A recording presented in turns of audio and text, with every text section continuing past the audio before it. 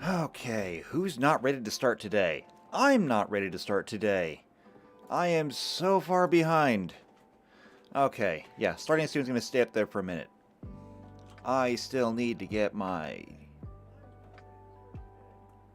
I still have to get my browser ready. I still need to turn things off. Because, oh my god, I am ill-prepared.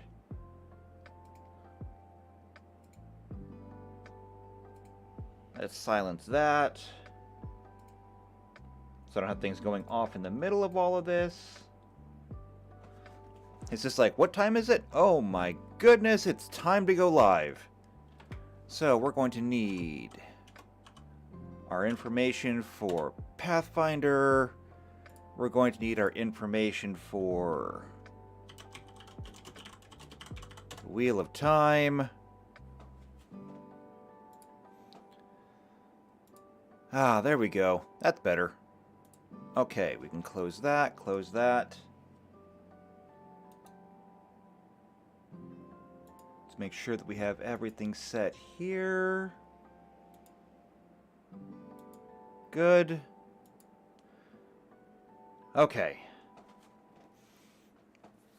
I'm not even started yet and you people are... And I have sneezes this morning. This is just the worst morning. The worst morning. Okay. I think everything is set now.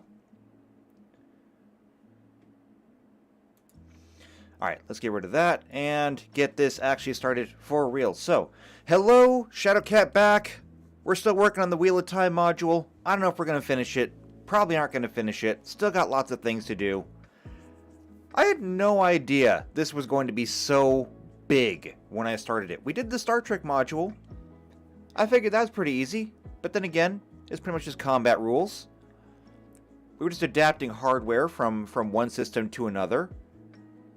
Mostly because diplomacy rules stay the same, you know, things like that. This one, though, new races and new crafting rules and just new everything. And it's just... this module is so big. Anyway, we had people in the chat already. Hello, JP. Hello, Blizz. I would say good morning, but it's only good morning for me. I don't know where everyone else is, so I'm going to try to be general and not subjective.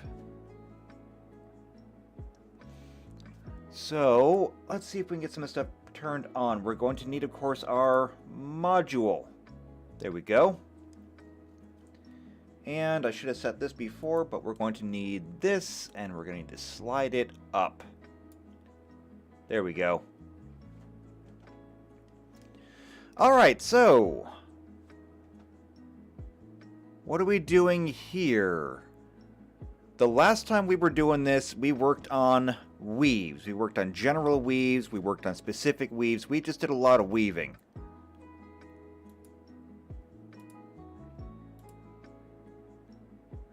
So we worked on the stuff for healing. We did barriers and restraints. This is basically walls, wards, traps, things like that.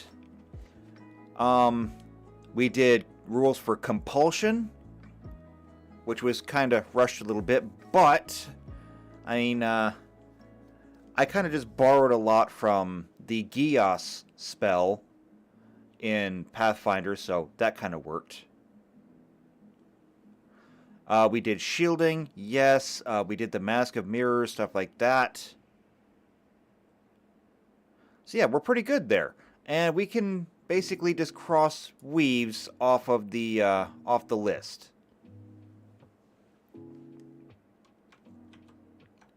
Ah, right, that's what got wiped out. Okay, I knew something got erased in here. I was wondering what it was. So what are we doing now?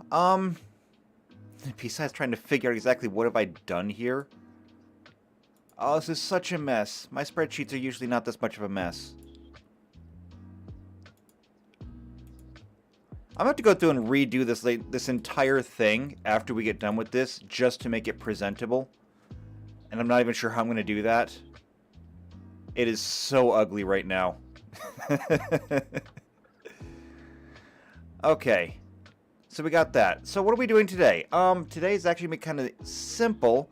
We're going to start with one more weave, because we can get rid of this. So we're going to go ahead and format, copy, there, weaves, strike through. So we got weaves done. There might be others, but I think this covers pretty much all the weaves that we would really need.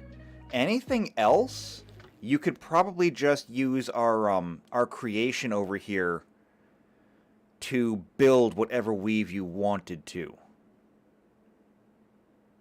The only other weave I think that we have in here that that isn't mentioned, that I just now thought of, is I remember that when they would go into dark places, sometimes they would use the 1 power to make lights. Just little floating lights. We don't have that in here, but I figured that should be pretty easy, because that should just be like a 3-point a 3-point weave.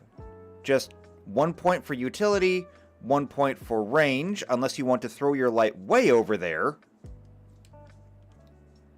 1 point for area, and no points for utility. So yeah, that's lights are easy. I'm not gonna worry about it. I'm not even gonna bother writing it down. It seems unnecessary. So what are we gonna do today? We're gonna start with Bael Fire. Now Bael Fire, Bael Fire is weird,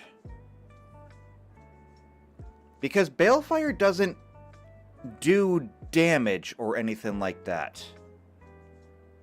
Bael Fire just makes things not exist.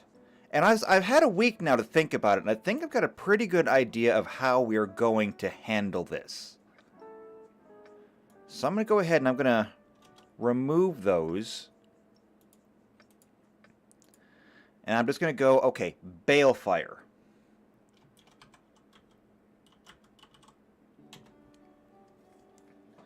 So Bael Fire, when it's used, makes things not exist past, present, and future. It's not that you've destroyed it, you haven't broken it, you haven't even damaged it. You have simply made it cease to exist. It's not that you broke it or removed it now, it's that you have never made it exist. It is literally a power possibly greater than that of the creator itself, because it can actually undo anything the creator has done. Because of that, I think it's going to have very specific rules. And the rules that I think we're going to go through is this. Hit points. Everything in Pathfinder has hit points. Your character has hit points, obviously. But even objects have hit points. So when we look into, where would it be? Game mastering? No, probably in combat, actually. Well, combat would be under this.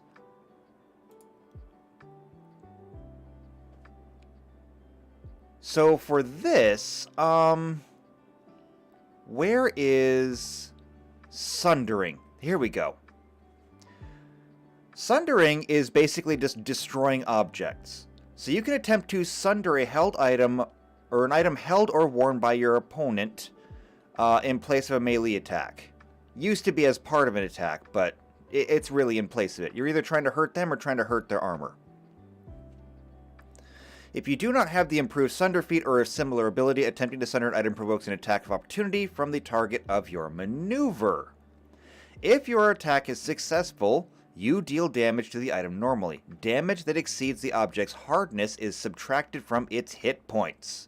If the object has equal to or less than half its total hit points remaining, it gains the broken condition. That is not something we will need to worry about, because there is no such thing as halfway Bael Firing something. It's just gone.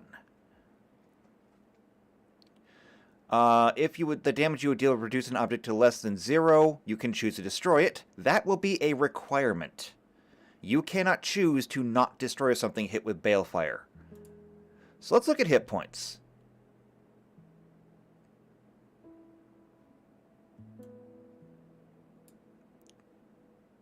Really? You're gonna do this to me right now? I'm not happy about this. Okay. We're gonna have to figure this out then. You give me one link. The link had one job. You had one job. Okay, so what if we go with hardness? Hardness, here we go. Every object has a hardness, here we go. Table, common armor, weapon, shield, hardness, and hit points. Tell me this goes where I want it to go. It do! Alright, great. So here's what we've got. This is for objects, and I say, alright, I go to objects because... we have to make a choice here. And that is going to be how specific are we going to allow Bael Fire to be used? Are you allowed to Bael Fire somebody's weapon? Or, because they're holding the weapon, does the Bael Fire simply encompass everything that is touching whatever you target? I'm inclined to lean towards the latter. Because when people cast Bael Fire at a person, well, it doesn't just remove their clothing. No, it removes them in their entirety from existence. So somehow Bael Fire knows the person and everything that's touching it, but not the entire world that they're also touching.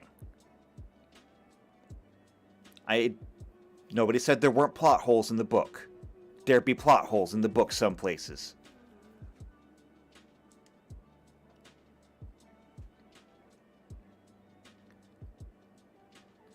JP says it would go through weapon and then through person. Did it go through people, actually? Because that could be worse. Oh, that could be so much worse. That would make Bael Fire a line attack and not a single target attack. Oh. Ooh. That would just be...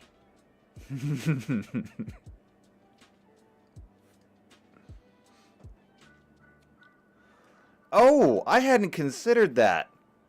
I remembered it as just, erasing what they pointed it at. Well, then why doesn't it destroy the world? If it goes through enough people, it's got to hit the ground at some point. You can Bael Fire a tree, but you can't Bael Fire dirt? Man, where's Pips when I need him? Okay, well... this is going to make things very interesting, because now we know that it has to encompass everything that it actually touches. So if it goes through a person, it has to remove the person and everything they're carrying. Now, by and large... let's take a look at this. So the only thing that I really care about here is hit points, because Bael Fire is not going to care about hardness. And it looks like... most of your weapons are going to cost... or most of your weapons are going to have about 10 hit points. Some are going to have more, some are going to have less. We could sit here and calculate the exact number of hit points of everything on a person, but that might be getting a little bit too extreme, because then you have to sit there with a calculator and say, okay, what is their inventory? What are they carrying? There's that many hit points, that many hit points. We need to make this general, but we also don't want to leave anything out. Which means we're going to look at things like armor and shields in terms of their weight. Oh, I guess I can't do that. So armor in terms of its armor bonus times 5. Oh, is there going to be a way to make this easy? Okay. So, when we look at the spreadsheet, Bael Fire is going to cost X stamina per hit point. Okay? That means that whatever we decide that this is going to be,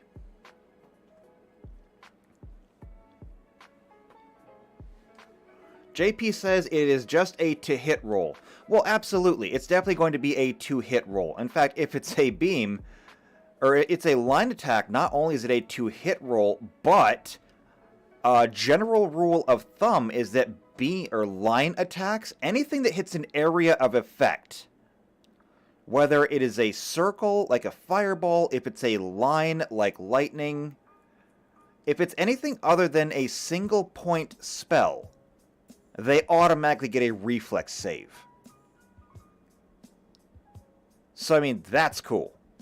I actually like that a lot better. So now you have to roll to hit, and they get a reflex roll to avoid, which means there's 2 points of failure on that. And with something like Bael Fire, more points of failure are going to be better. So, now that we know that, obviously, when we're dealing with number of hit points, so total HP equals character max HP, because I don't care what hit points you're at now. We're trying to erase your character as a whole, so we have to consider your whole body. So it's equal to your character's max HP. It has to be equal to its armor HP. And Blizz says it does seem like an overpowered spell. Overpowered does not even begin to cover it. To give you a non-spoilery breakdown of what Balefire is, during the Age of Legends, humanity had a great command of the one power. Then, when they went looking for a new power that both men and women could do, they found the Dark One. When they found the Dark One, some people said, "Yay, more power." Other people said, "Are you kidding? It's not even Satan. Like, the Dark One isn't Satan. Or Lucifer, or the devil, or whatever word you want to use. It's all the same person. It's all the same character. Lucifer doesn't actually do things. Lucifer's entire thing is, he said to God, "I bet people are bad." And God said, "No, people are good." And Lucifer said, "Yeah, well, you know how all sinners go to hell? I bet you I can tempt them to screw up, and they'll send themselves to hell." And that's what Lucifer does. He doesn't actually do anything, he just tries to make you do bad things. The Dark One actively wants to destroy everything. In fact, that's kinda his purpose. The Creator creates, the Dark One destroys. Yin and Yang. And so, since the Dark One destroys, the Dark One has power. The true power, as it's come to be called. And so all the people that's found him said, "Great, more power, we'll take that." And thus began the War of Power. You had the Aes Sedai on one side, and the Forsaken on the other side. I forget if they actually had a proper name back during the Age of Legends. They came to be known as the Forsaken, though. So anyway, imagine all of this, okay? All of this now being used in a war. You have people on both sides of this who can throw these massive weaves of power and just tear up the landscape. We're talking the ability to churn up an entire region of the earth and turn it into a meat grinder.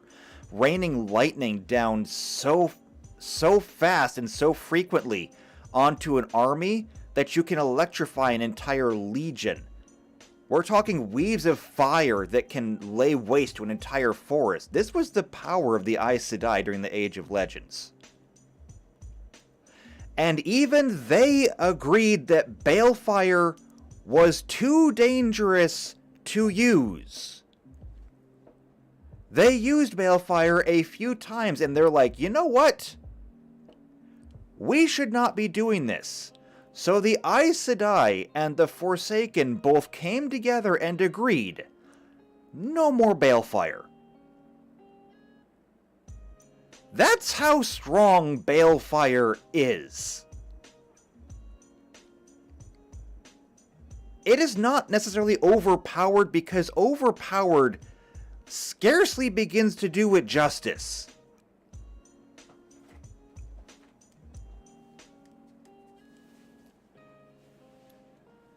So yeah, not only is this going to be vastly overpowered, but we also do have to make it pretty expensive too, because this is definitely not the kind of thing that anybody should be throwing around.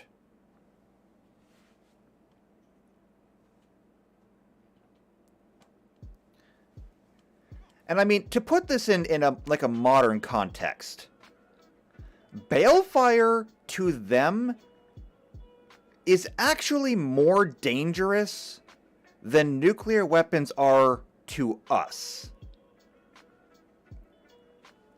JP says the Forsaken were called the Chosen Ones. Actually, you know what? Now that you mention it, I think I remember hearing that somewhere.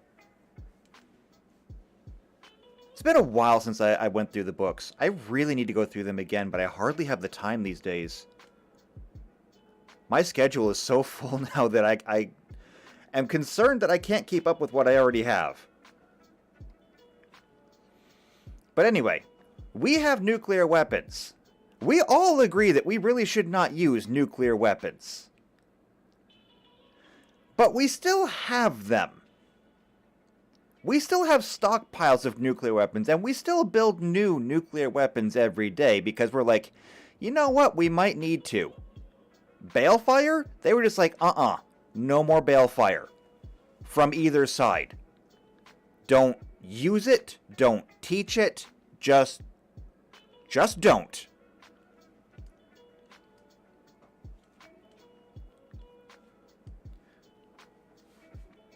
So,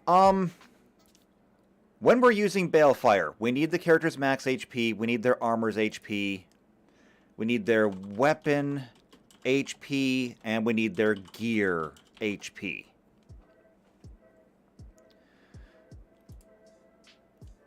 So when we're talking about how are we going to do all of this, obviously character's max HP, that's pretty standard. Oh, Tux is in the house. Hello, Tux. Tux says, had the tab up, but it died, and I don't know why. I don't know why either. Maybe YouTube is trying to censor me. I wouldn't doubt it.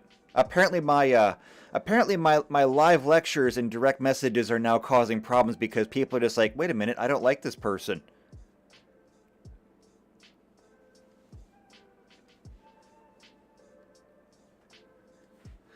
And JP says, balefire can potentially unravel reality. Balefire removes a person a person's whole existence or thread from the weave. Too many threads removed will unravel the tapestry of life. Yeah, don't worry. We're gonna get to that. Because if I'm gonna make an overpowered spell, I'm gonna make overpowered drawbacks too. I love monkey's paws. Alright, so, gear HP. Here's the thing. If your character catches on fire, I'm going to go ahead and duplicate this so we can look up burning rules. Just because I want to make sure that I have my receipts handy. So, I don't want equipment here. I want to go into game mastering and environment. Right? Let's see. Acid, fire, catching on fire. Here we go. So, characters exposed to burning oil, bonfires, or non-instantaneous magic fires that might find their clothes, hair, or equipment on, they might find their stuff on fire. Spells with an instantaneous duration don't normally set a character on fire since the heat and flame come and go in a flash. Like, fireballs generally don't light people on fire. Usually. Characters at risk of catching fire are allowed a reflex save, obviously. However, what's really important here is those whose clothes or equipment catch on fire must make a DC 15 reflex save for each item. Flammable items that fail take the same amount of damage as the character. Meaning that in general, most of your stuff is just gone. Because most of your stuff doesn't have that many hit points. I mean, some things might.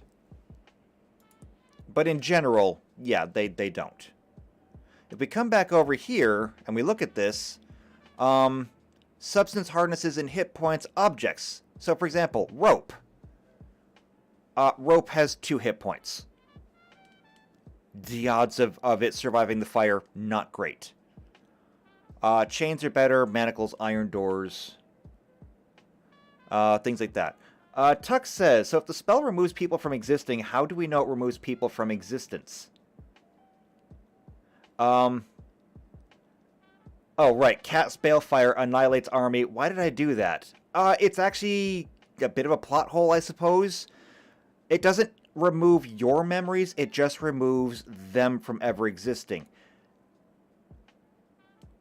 There is, I think, also a bit of an argument that it can erase what they've done.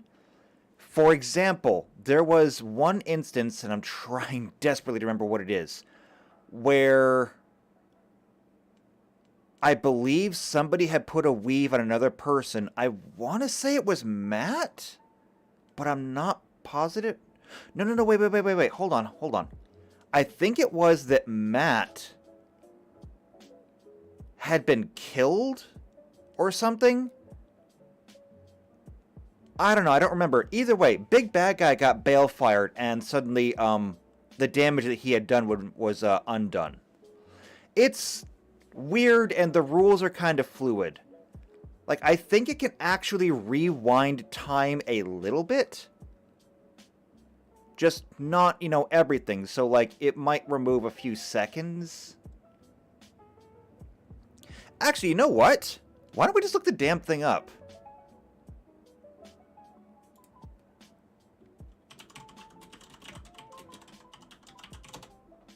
Wheel of Time, Bael Fire. Why are we sitting here just kind of trying to figure this out from memory? We have the wiki.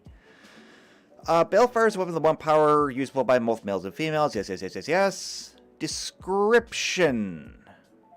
Examples of use, defenses. Yes. So when a target is struck by Bael Fire, its thread in the pattern is destroyed, an amount proportional to the power of the Bael Fire's strike.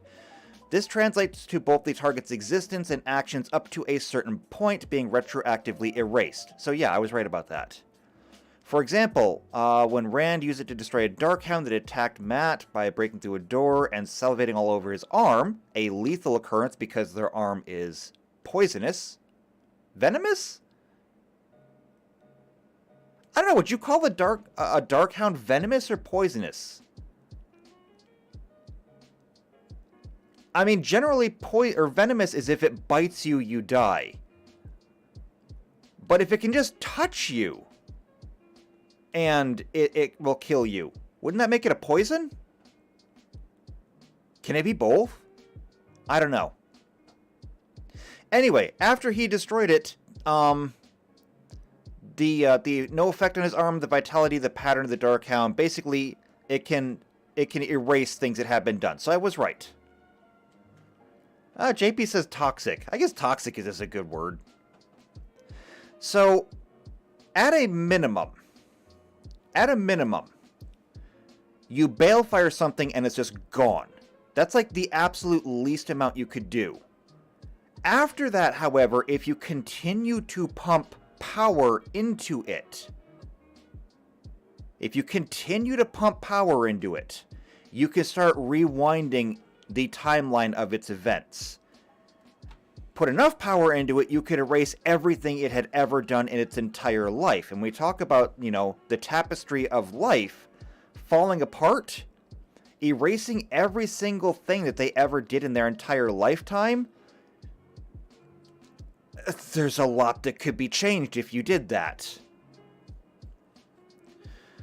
This can have serious consequences, of course, an effect called the Bael Scream. The sound of the pattern itself groaning under the strain of rearranging itself around a large gap. The use of Bael Fire in great amounts, or in areas of situations in which the pattern is already thin, can cause cracks in the fabric of reality. Pitch black cracks will form in objects that appear to extend into complete oblivion. Yeah, we'll get to that in a minute.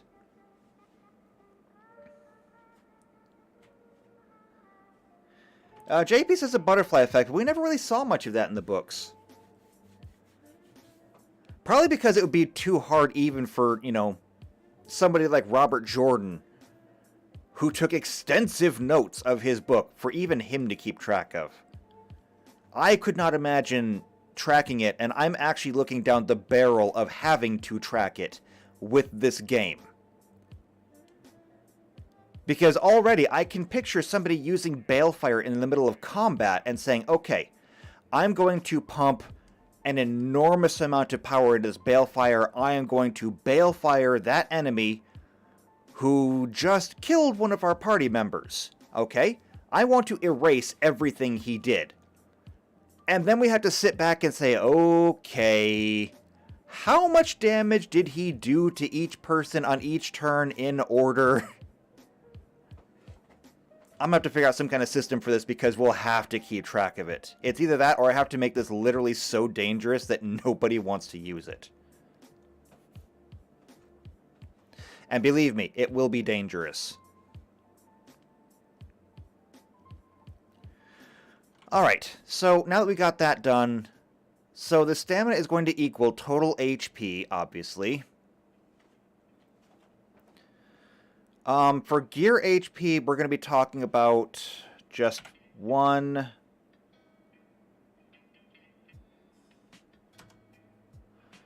Tuck says the problem is that the more story you map out, the harder it is to consider the ramifications. Oh yeah. Oh yeah. I completely agree. I mean, I want to have this in here. JP says maybe it's a self-sacrifice play. It could be. It very well could be, because the consequences of this will have the potential of being lethal.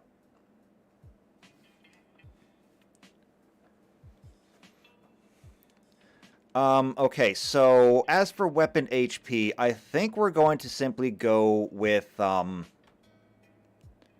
let me check this again. Damaging objects.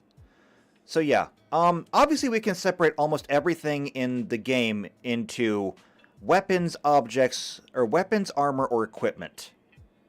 Weapons, of course, do damage. Armor, of course, gives you armor class. Equipment is just everything else. So your clothing, your gear.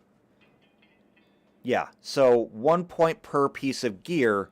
As far as your weapon goes, I'm thinking, let's see, we got 2 2s, so there's 2 2s.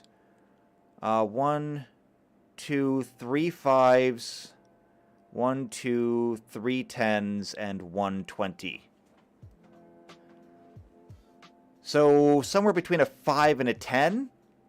Actually, the direct middle of that would be 7. So we'll go with that. We'll go with 7 per HP. Also, where's my formatting? Thank you. As for armor, it says that armor is the hit points is equal to the armor bonus times 5. I'm actually kind of okay with that. I'm actually kind of okay with that. Because we can just, we'll just take that.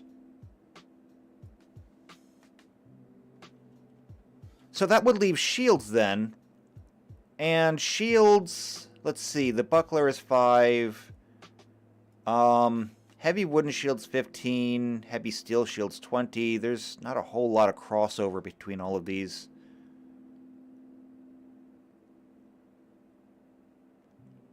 I don't know. We'll just reference this if we need it, I think. Yeah, so armor is just going to be armor HP, I think.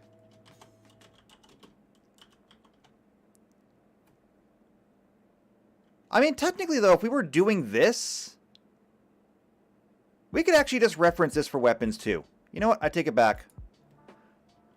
I take it back. Here's what we're going to do. Here's what we're going to do. Remove that. I'm going to go ahead and merge those.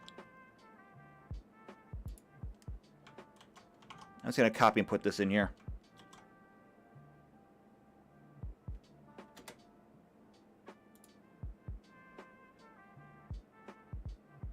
What, did that not work?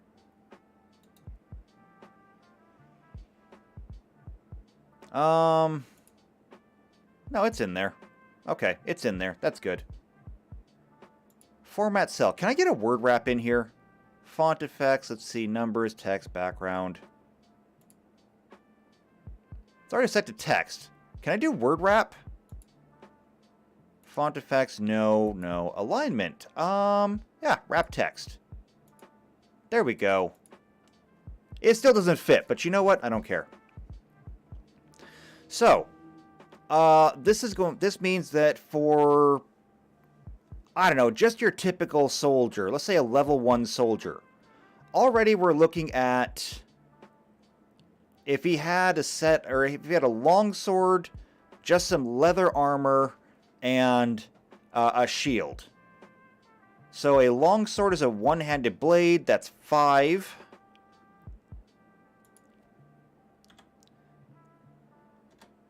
If he had a shield, which would be just like a wooden shield, what with a light wooden shield, so that'd be a 7. And of course, you know, he's wearing armor, so we'll need his armor too. We'll take this one. Also, what's that sound? Ah, it's raining outside. It's raining hard enough that I can hear it through my headphones. So, by the way, if this stream actually goes down in the middle of it, it's because we have weather here, and yeah, my power is not stable out here. I mean, it's generally fine when the weather is nice, but when the weather gets nasty, power can just go out anytime. So, you know, forewarned is forearmed. If I disappear, that's why. The government hasn't gotten me. It's just the rain. Okay, leather armor. Leather armor is just a +2. So 2 times 5 is 10. And if we have just kind of your bog standard warrior character that you would face in mass, they're only going to have about a 10 constitution and probably a d8, so we'll say 8 hit points. And so we're looking at 7 and 8 is 15, 10 and 5 is also 15, so that's 30. Plus their gear, let's assume that they're just wearing, you know, clothing. They're not carrying anything else on them, so just their clothing is 1. So 31. So that's how many hit points that we have to erase. Now we got to figure out what kind of multiplier are we going to give this, because it's going to be X stamina per HP, and it's not going to be 1. Let's go ahead and consult the wiki again. So it's useful by everyone. Let's go down to weaving.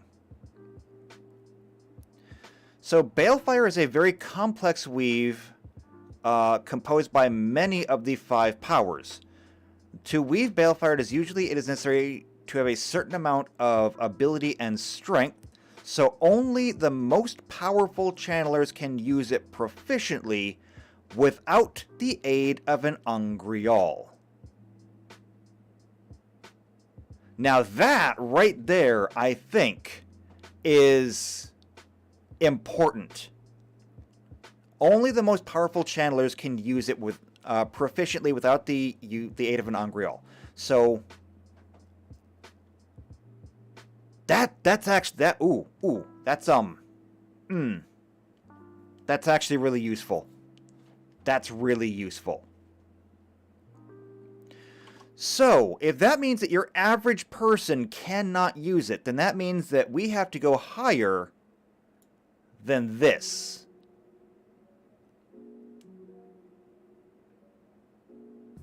As a matter of fact, what if we just ignored this? Okay? What if we're just talking about the ability to Bael Fire a normal person? Just a normal NPC. So a normal NPC, I think... monsters generally have D8s. A D8 is the standard for all monsters, creatures, unless otherwise stated. Okay, let's look at this. Don't want this. Core classes. Here we go. NPC classes. Here we go. A commoner. So this is just your average person. They have a D6. So your common person who just has a 10 in Constitution, who only has 6 hit points, okay? They're just like a level 1 person. Although I guess that might be a little unfair, actually. No, that is unfair. That's very unfair. So let's think about this. Let's think about erasing an adult, okay? Let's think about erasing an adult. Here's where I'm gonna get a little bit interesting. We're gonna have fun with this one. How many hit points would a common human have?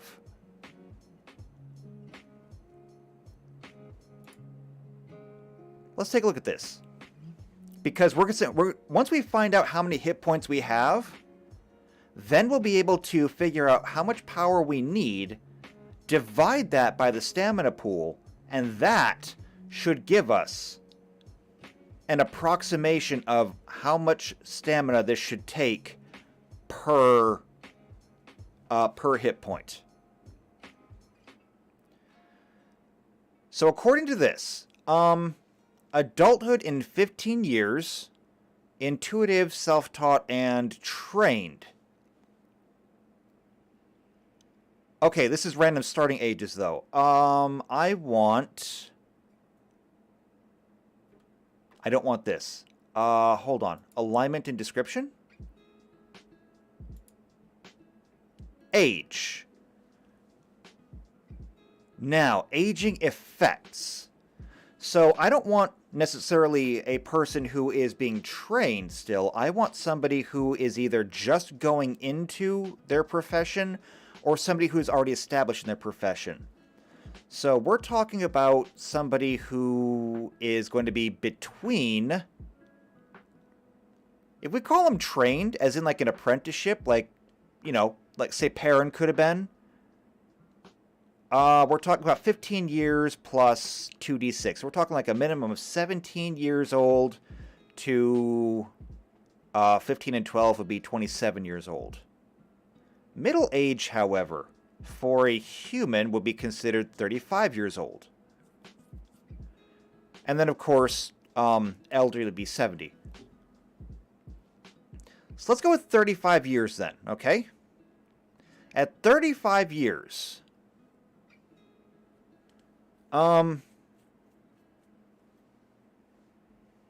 35 years, they would not be at the pinnacle of their craft. I would say that somebody who is old, who's been working the same thing their entire life, would be at the pinnacle of their craft. We're talking like level 20 when you're old. And then, you know, maybe your skills kind of slack as you reach your venerable years. Right? Or do you think that level 20 should come earlier? Because I want to figure out where level 20 is so we can start subdividing this. If level 20 was at 53 years old for a human...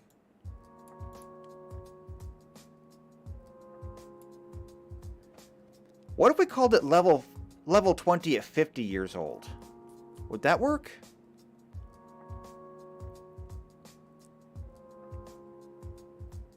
I mean, that might work. It's not going to divide nicely. So if we were to do that and just say, you know, you were level 20 by the time you were 50 years old. Well, first off, I better get started on leveling up because I'm nowhere near level 20. And secondly,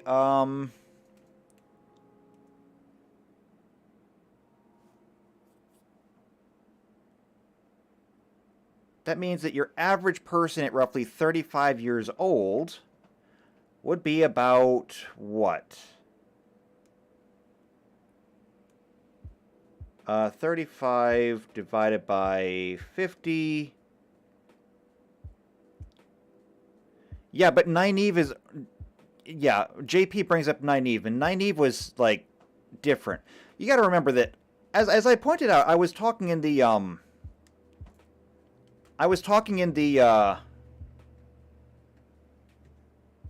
Band of the Red Hand, the Wheel of Time White Cloaks server on Discord. And as I pointed out to them, because I tried to figure out exactly how damaging would how much stamina would Rand have? That's what I wanted to find out. I wanted to find out how much stamina would Rand have. So I went to the battle of, what was it, Agilmar's Manor or something like that, where Lews Therin kind of took over and just started weaving, and Rand's stamina is like in the tens of thousands, if not the hundreds of thousands.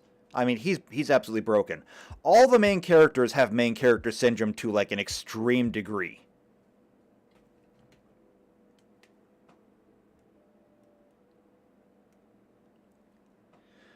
Alright, so if I do a little bit of quick math, 35 divided by 50 is 0.7, 0.7 times 20 is 14, which means that your average 35-year-old human, I think, would be roughly a level 14. Now, a level 14 commoner ain't much, but it does give us a baseline. So level 14 means that they would get 14 d6s. Now, of course, you get your first one for free.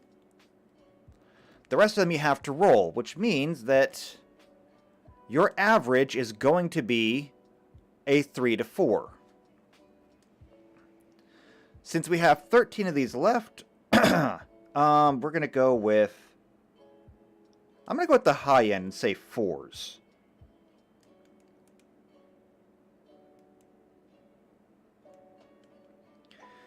So if we do that and just say that you rolled an average of 4 on your next 13 hit dice, plus the 6 that you started off with, we're talking about your average commoner who is working a trade and, you know, has lived a relatively healthy life, would have about 58 hit points. And I see that Jeffrey is in the house. Hello, Jeffrey. Good to have you here. We're figuring out how to erase people. You came at a good time. Alright, so if we have an average person who has about 58 hit points. 58 hit points. Okay. So now we need to believe that somebody who is above average could do this. Now, if 14 is what we're going to consider average for our heroes, that means that anything above this would be considered above average. So we've already got this. But what if we move this over? What would 16 be? 16 con and 75 potential. Can somebody quickly do 16 times 75 for me? Because I'm lazy and I don't want to do it myself. And then whatever we get there, we'll divide that by 58. And that should give us something that we can roughly turn into a baseline for Bael Fire. For better or worse. Probably for worse. And I mean, we're like not even... We're like not even getting close to done with this.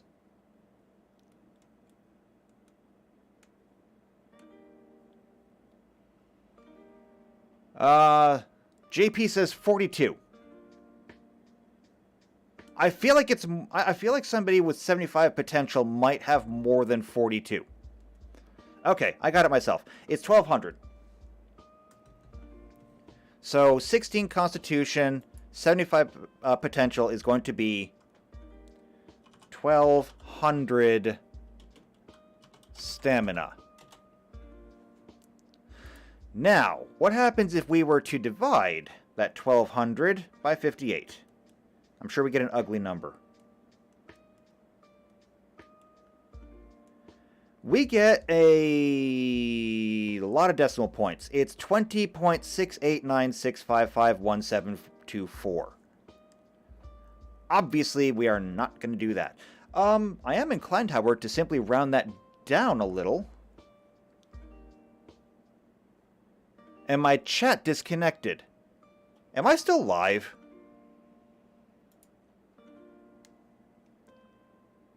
I think I'm still live. Okay, it says the chat reconnected, so I guess I am live. Okay, anyway. By dividing this 58 by the potential here, I'm looking at possibly about 20 stamina per HP.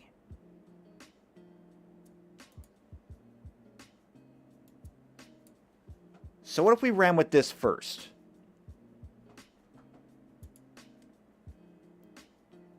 Oh, and JP says, yes, I'm still live. Good. That's good to hear. So, if we've got that rule now... Ah, my chat disconnected again. YouTube is awful right now. It's like, how is my chat disconnected? Now, see, these are the ugly things that you don't see because they're like, you know, on the other side of the mirror. I'm giving you insider information now. Now the feds really are going to come for me. Alright, so why don't we go ahead and I will take my own personal Pathfinder character. Let's see what it would take to erase my character and see how the stamina cost matches up. So my character is a level 7 catfolk wizard. My character has 47 HP.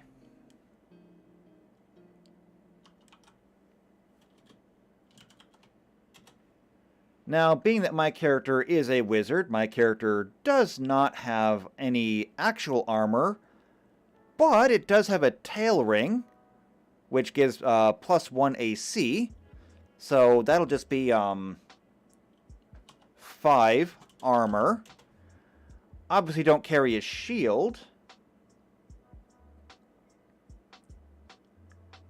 As far as a weapon goes, I have a dagger.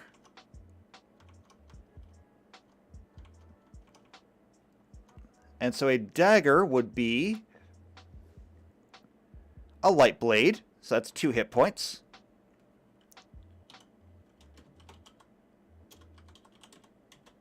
And a light crossbow. And so that'd be a projectile weapon. So that's another 5.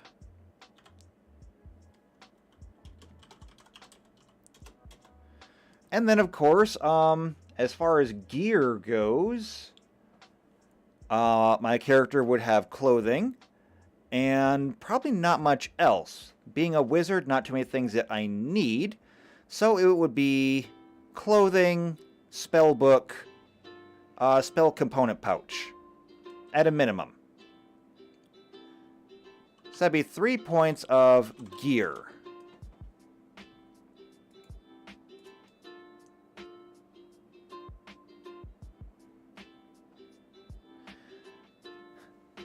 And my chat is just continuously cycling between disconnected, connected, disconnected, connected.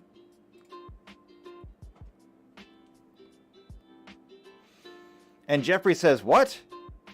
Oh, is my audio quality going down? I might have to end this early if this is all just going to go to pieces." All right. So now, what would it take to erase my character? So I have 47 hit points, plus 5 for my armor, plus 2 for my dagger, plus 5 for my crossbow, plus 3 for everything else I've got on me.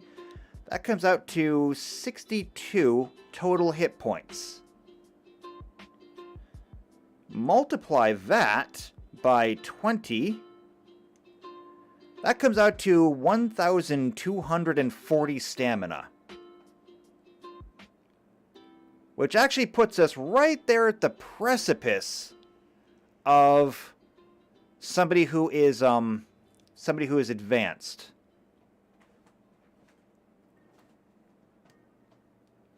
Now, of course, my character's level 7, which means that it's a little bit tougher than most other things that you'd probably be fighting early on. However, that means that trying to erase things that are, really super powerful, yeah, that could be bad.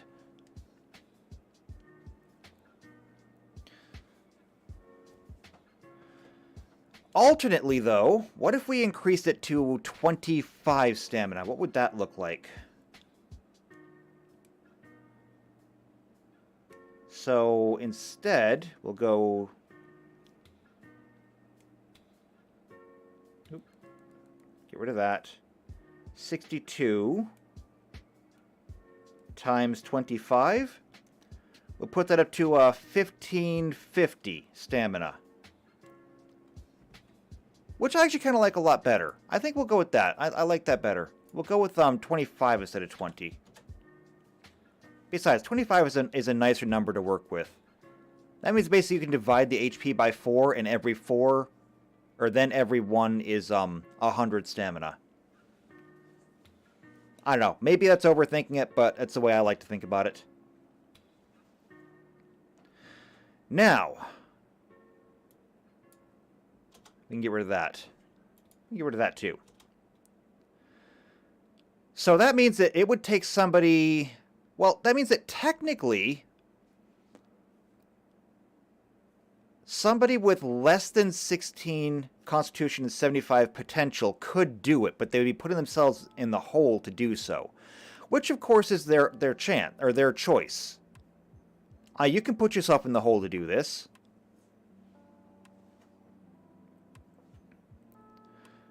Yeah, I like that. All right, I think that's good for now. If it needs to be tweaked later on, it can be tweaked. Next thing is the rewind. So that is just the base cost to Bael Fire a target and have them disappear. As far as rewinding their actions, though, we need to put a cost on this. JP says Rand went into the hole several times. I don't think Rand ever went into the hole because he doesn't have a bottom. Rand just has as much channeling potential as he needs to when the event calls for it. It's literally impossible for Rand to burn himself out. The only thing that ever threatened Rand was Kalendor. And that's it. And that's just because, even Robert Jordan said, you know what? If you're going to turn yourself into a thermonuclear weapon, you might just blow up like one.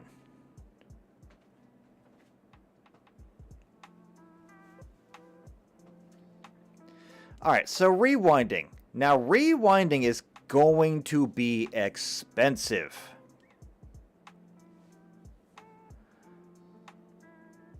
So how much do we want to do for this? I think to rewind time.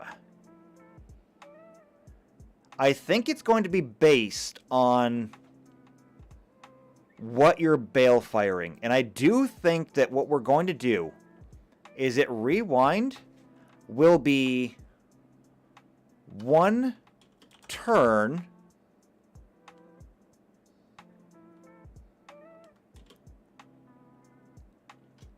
we'll do 1 turn at 50%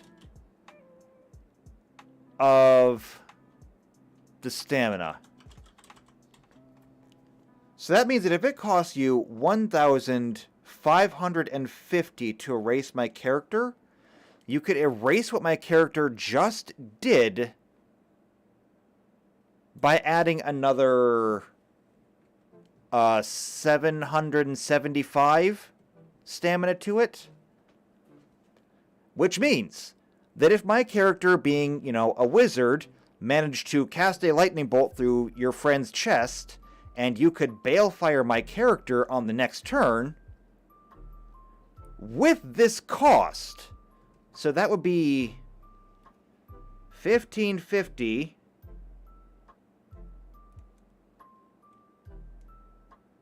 plus a half would be 2,325 stamina.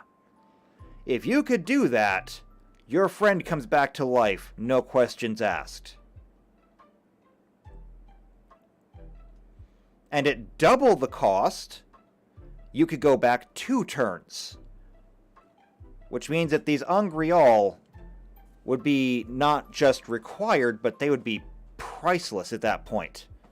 You would basically need an Angreal to balefire stuff, which is what they said on the wiki.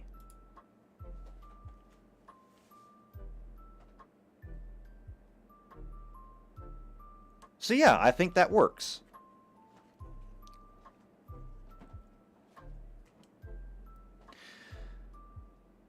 I mean, unless somebody's got a better idea. If you've got a better idea than this, then I'm willing to listen. But I like that for now. Alright. That means that there's only one thing left to deal with for Balefire.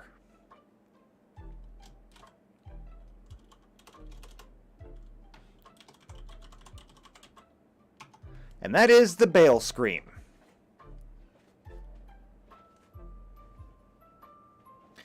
Now the Bael Scream... Well, the Bael Scream opens up holes in reality. You fall into one of those holes, you basically fall out of existence. It is the unintentional Balefire. Anything that goes into a Bael Rift ceases to exist. I mean, it's not, again, much like the Balefire itself, it's not a matter of, it was destroyed or broken or damaged or anything. It fell out of the pattern. It never was, and it never will be. So how are we going to do this? What I think, my initial reaction is to roll a D100. And on every critical failure from a D100, that means that you get a, that means that on a 1, there's a Bael Scream.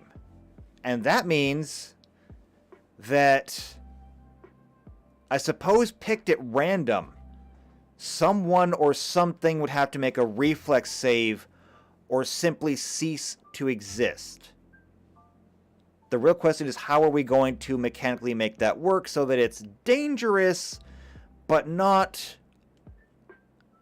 impossibly dangerous? And Tuck says, first D&D campaign we play the Wheel of Time. Second campaign, we play the post-apocalypse Wheel of Time where Balefire has destroyed everything. Yeah, but I don't think you're understanding. When Balefire has destroyed everything, there's nothing left. It's not that the buildings have crumbled and the city is burned out. There is no city anymore. Not there's a crater where the city used to be. There's just no city. There's no land. There's no planet. It's all just gone.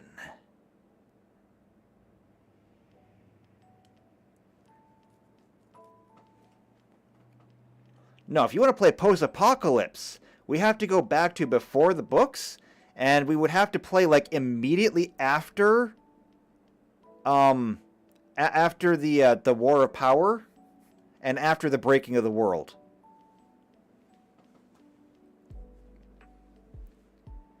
Because I mean, if you're looking for post-apocalypse, the breaking of the world is where you want to go.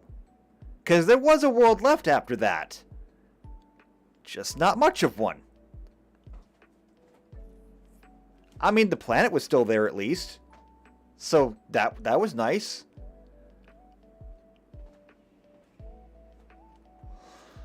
Alright, so a Bael Scream.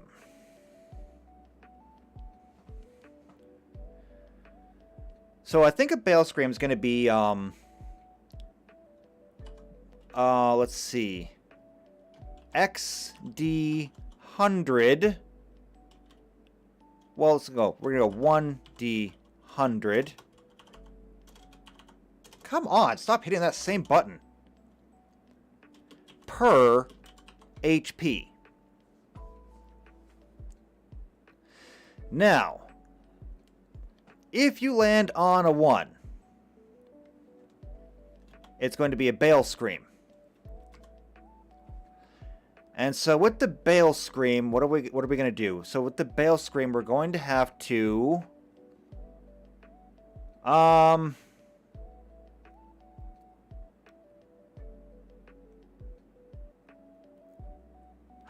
do we want to do this?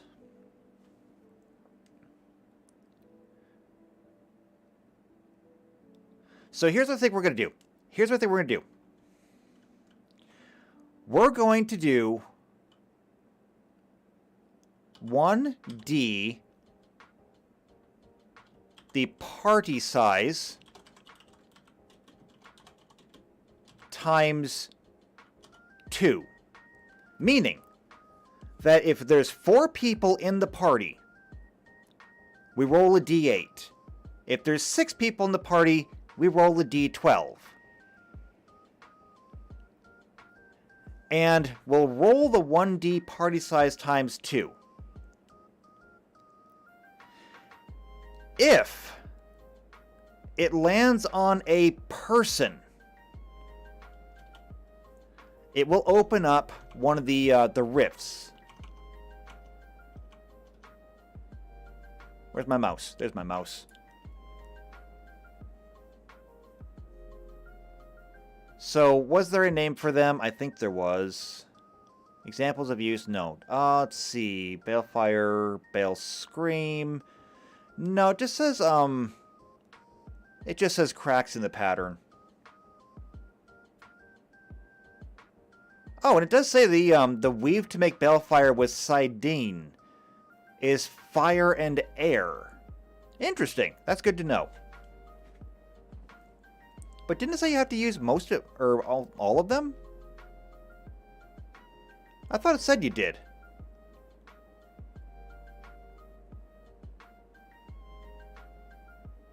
Let's see. I would have swore that said you had to use all of them.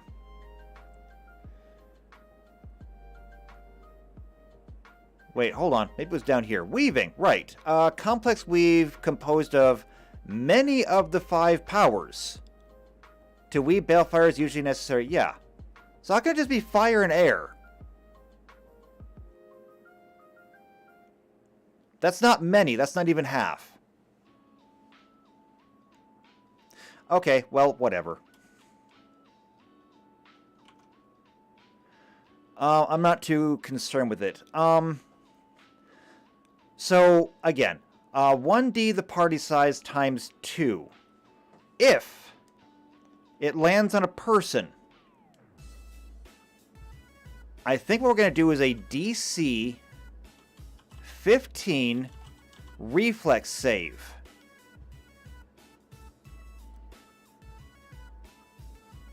JP says fire and air equals plasma. Well, I mean, that does kind of make sense. The weave for Balefire is said to look like, you know, liquid metal. Or liquid fire. And I mean, plasma is basically liquid fire. So, there you go. Anyway. DC 15 reflex. However, I mean, if you failed the reflex, your character's gone. Like, there are no second chances here. If somebody uses Balefire and rolls that, and then just... There's no saving your character at that point. It can't be done. So, I mean, I don't want to downplay how dangerous that could be.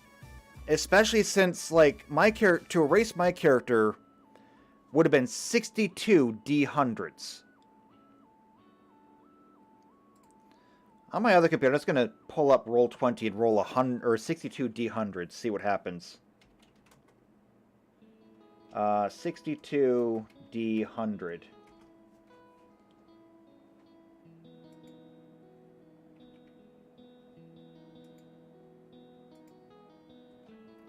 And I misspelled it. There we go.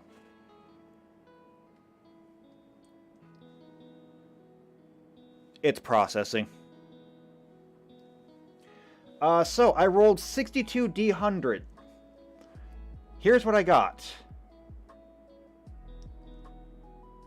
Where's my chat? There's my chat. Okay. 55, 51, 34, 81, 86, 44, 29, 32, 94, 4, 81, 93, 20, 23, 62, 81, 50, 11, 7, 38, 32, 95, 82, 33, 38, 16, 13, 86, 90, 95, 32, 45, 89, 36, 47, 35, 12, 68, 29, 1. There's the 1. So we are triggering at least one Bael Scream.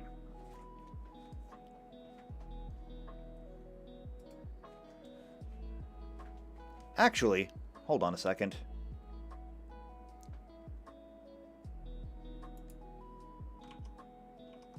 If I'm doing this, I may as well go ahead and do it here, right?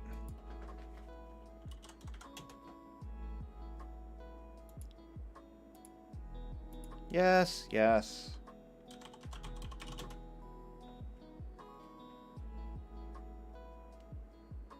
Launch.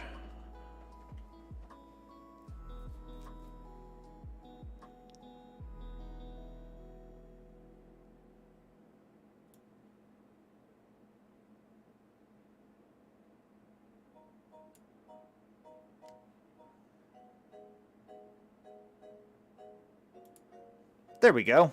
Okay, so here's how it went. 62 D100s. There's the 1.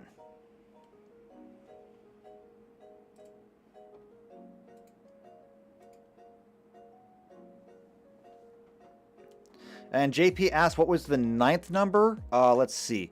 1, 2, 3, 4, 5, 6, 7, 8, 9. A 2. It was a 2. So, got that close. However, then we hit the 1. Now, why don't we go ahead and assume that we have your standard average party of 4 people. Okay? Because D&D was made to be played with really any number, but it was built for 4. So, we're going to go ahead and roll 1 D8 and see if it actually opens up under any of the party members. So 1 through 4, someone's getting slurped.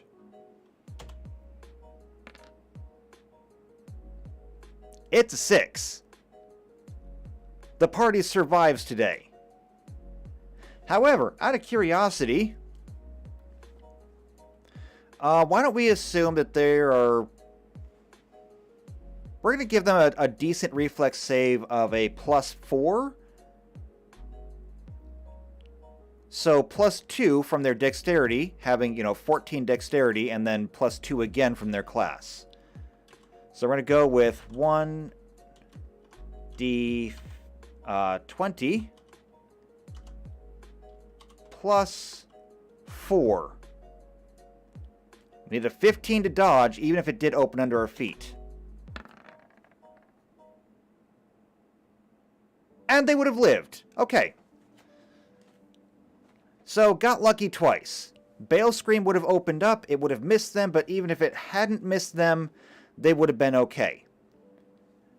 But you still got to consider that when it comes down to a dice roll like this, and the only thing standing between your character and an unsavable oblivion is dice, yeah, you might want to rethink it.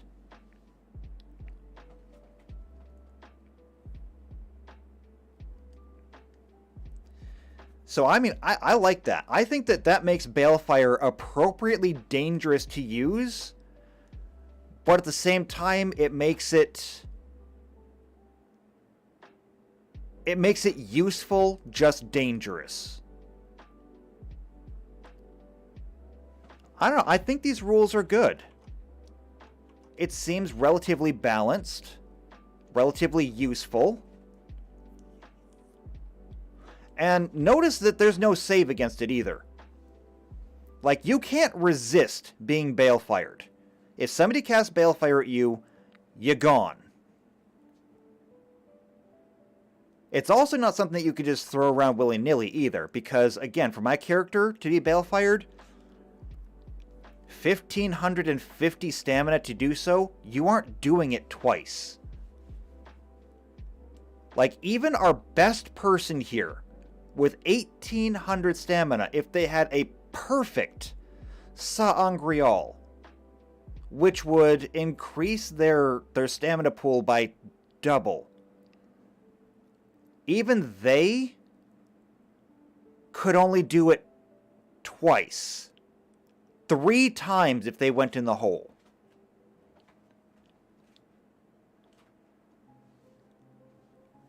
And that's like the absolute pinnacle of what anybody could achieve in the game. And Gromorphax is here.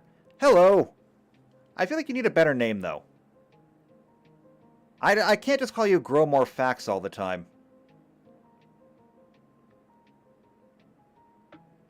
I'll figure something out for you later. You're going to get a nickname. Alright, I think this is good, though. I think these are good rules for Balefire. So let's go ahead and adjust these.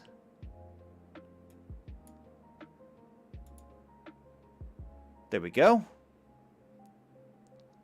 And we'll put a nice little box around it, and we'll shove it somewhere.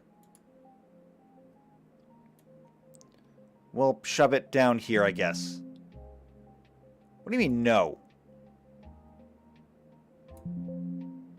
Don't tell me no.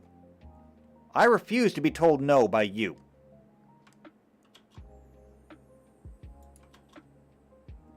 There. See? Told you I was going to do it. I just got to remove the formatting here, and we're good.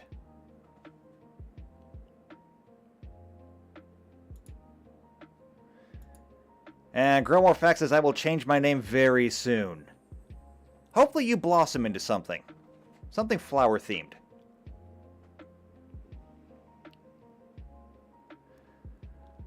Alright, so we can check this one off. We can check off Balefire. That was a lot of work, but we got it. So what do we got up next? Wolf Brothers, Dreamwalkers, Wilders, and Teleron Riyadh. Teleron Riyadh is going to need its own rule set. So, yeah, maybe. Can't put that down there? Okay, that's fine. I need some room to work here, so we got to do a little bit of cleanup. Cut and paste.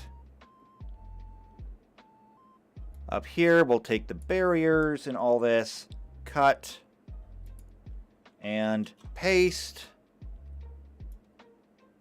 Compulsion and balefire. Cut and paste. Shielding.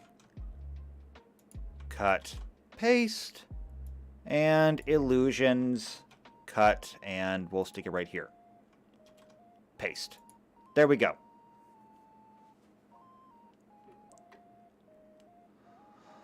There, now we have room to work.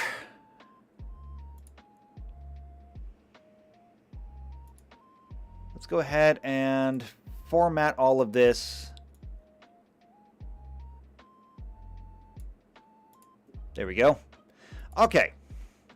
So, what should we work on first? Should we get the Wolf Brothers and Dreamwalkers out of the way, as well as Wilder rules, or should we work on just Teleron Riyadh right off the bat? I think I'll leave that one to you while I get a drink real quick.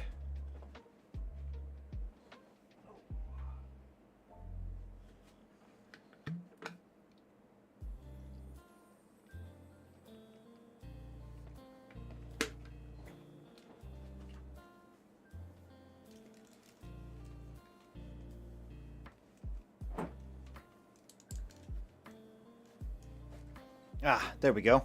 Feels better. This is going to be an absolute nightmare to format everything. This is so messy. I feel so bad about it too.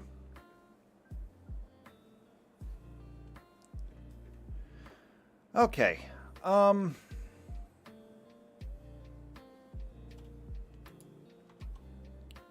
me get back to this, because we no longer need to be here anymore. JP says save Teleron Riyadh for next week. Okay, that's fair. I can live with that. Teleron Riyadh could be either super easy or super hard. There is literally going to be no in between. Everything is either going to work out or it's going to get extremely complicated. Alright, so in that case,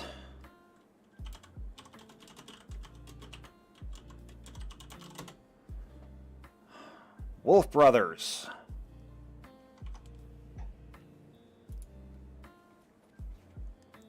So again, Wolf Brother. As we already discussed before, this is going to be much like channeling. So it'll be a 1d10 chance on creation. You can't just become a Wolf Brother later on, you have to be born a Wolf Brother.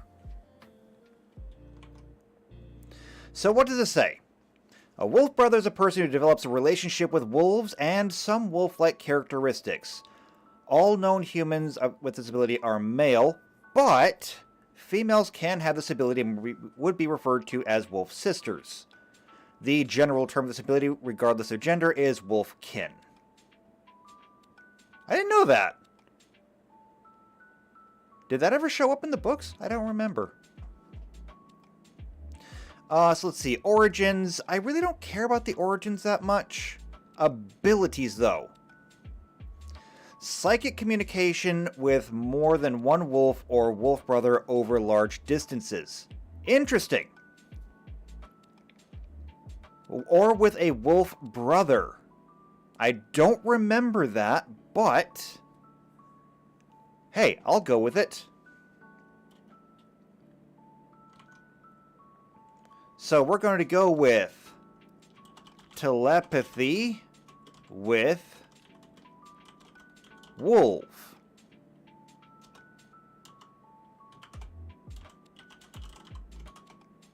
With wolf brothers. Next, psychic location. They know how far away wolves or other wolf brothers are.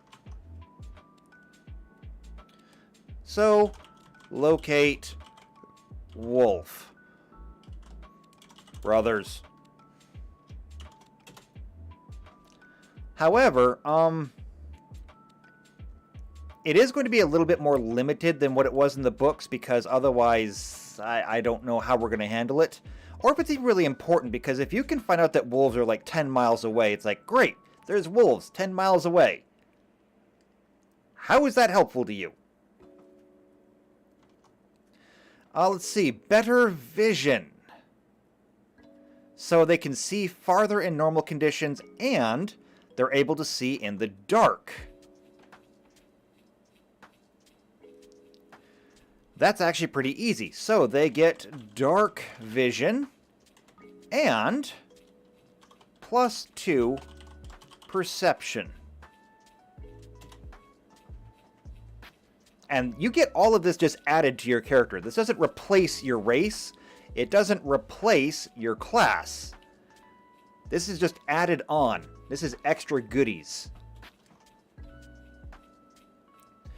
Augmented sense of smell. Not only is the sense of smell extremely sensitive, but he can smell things that would not logically have an origin, such as human emotions or other states such as distrust or madness.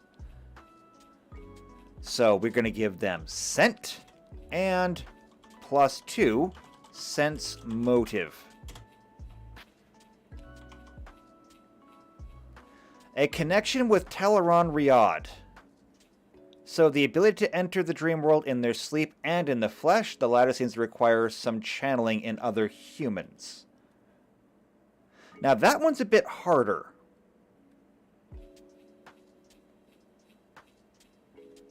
So what I think we'll end up doing is how do I want to phrase this? And JP says locate kin. Actually, that's better.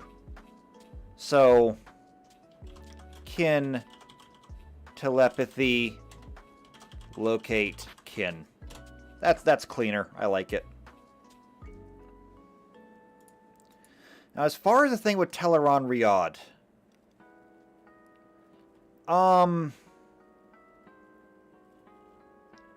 they have the ability to enter it, similar to Dreamwalkers, so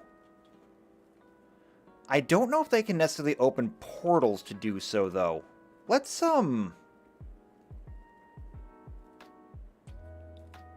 It doesn't say anything about it. It doesn't say anything about it at all.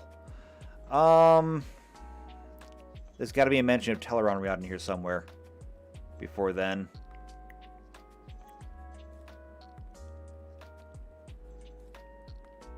Actually, they don't. I would have to actually look up Teleron Riyadh on its own. And that's just awful. Why? Why can't you give me a link?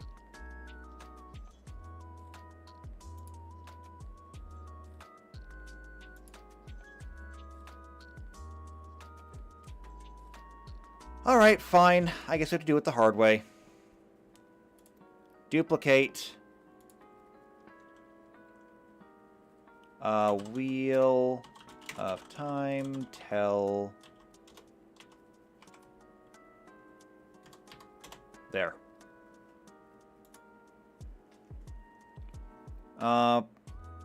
Wait, battle in... No! I just want this.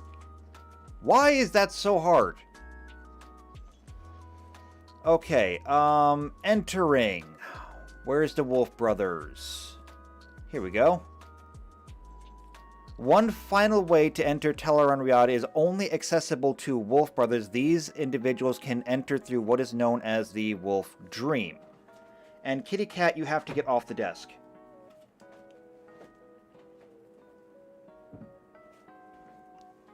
This is why I don't let cats in here when I'm actually broadcasting. Because cats want to walk on the keyboard.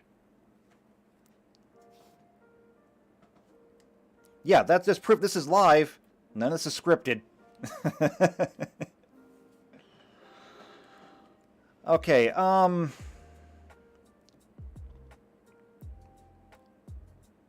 I feel like I should make this separate somehow. Actually, you know what I'm going to do? Here's what I'm going to do. I'm not going to do anything right now. I'm simply going to put here Wolf Dream, okay? I'm going to put Wolf Dream here. And when we do Teleron Riyadh next time, we will figure out exactly what the differences are going to be between Wolf Brothers and Dreamwalkers. Now, the next thing is Prophetic Dreams.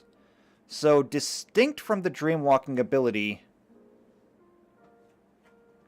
Tuck says, I thought you were just smart enough to predict what we would say before we say it. Actually, I am. I don't like to brag about that, but I actually am smart enough for that. I'm just not smart enough to outsmart the cat. I mean, my powers are grand, but not totally omniscient.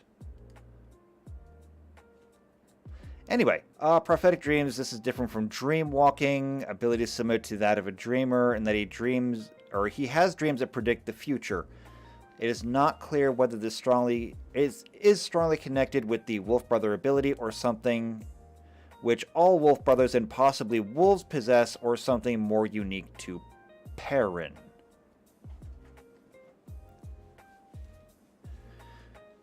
Now, how would we want to do that? And Tuck says, wait, are you not the cat? I actually am the cat. And I have a cat. It's a strange and bizarre existential relationship that we share. Because one of us is the pet and one of us is not, and neither one of us can figure out which one it is.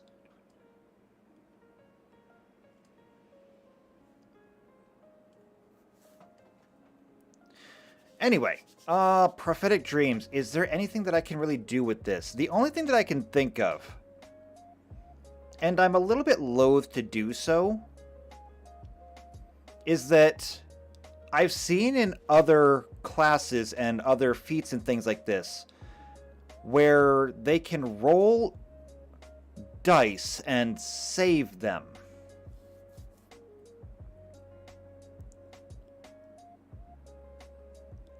I think if I actually go to Clerics, because if I go to Cleric, I have to come down to Domains. Here we go. Cleric Domains. So one of these should be like Luck or Prophecy or something like that.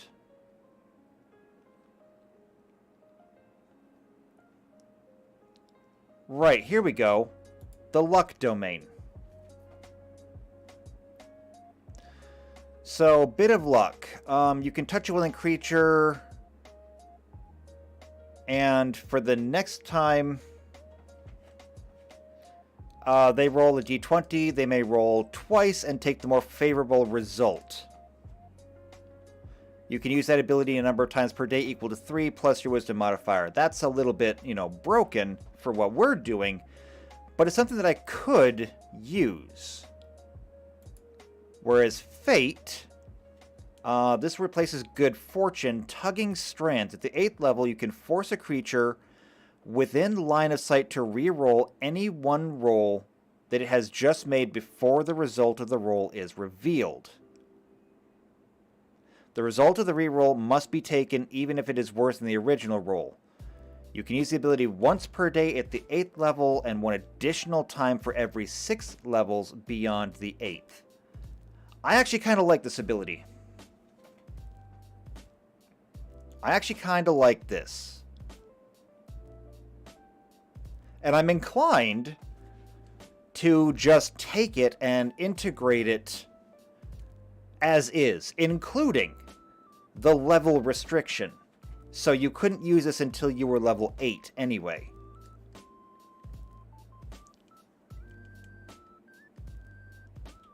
I think that's what it'll do. So we'll go with Tugging Strands. right? That's what it was? Yeah, tugging strands. Supernatural ability. Well, here's the thing. It's not necessarily a forced disadvantage. Neither is it a forced advantage. It's just simply you know what's going on, and so you're kind of altering the way things are going. Sometimes that's for better, sometimes it's for worse. I mean, unfortunately for Perrin, things didn't always work out in his favor. They always did in the end, but they didn't always work out in the meantime. What was his name? Arvin, I think, was a pretty good example of things not going the way that he planned. It's like Arvin, Arjun, something like that. I don't remember. The kid with the sword. That's what I remember.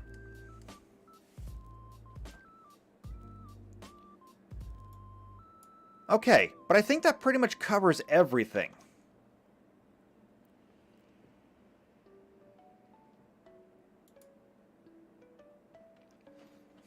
Activate the Omega-13 device. I don't know what the Omega-13 device is, but yeah, you go ahead and do that. Alright, so that's everything. Psychic communication, psychic location, better vision, augmented sense of smell, connection with Teleron Riyadh, that's just the wolf dream. Prophetic dreams will give us the special ability. It says there is a triggering event. It seems to be coming into close proximity with wolves. Or perhaps the additional qualifier that the wolves accept the human enough to make some psychic contact. I think that's just a little bit too esoteric for our game. So what we'll do is we'll just say, you know, if you roll the 1d10, congratulations. Whatever, something happened to you in your past, you've already met a wolf. I don't know. Maybe somebody had a pet wolf in town that peed on you. We'll figure it out when the time comes.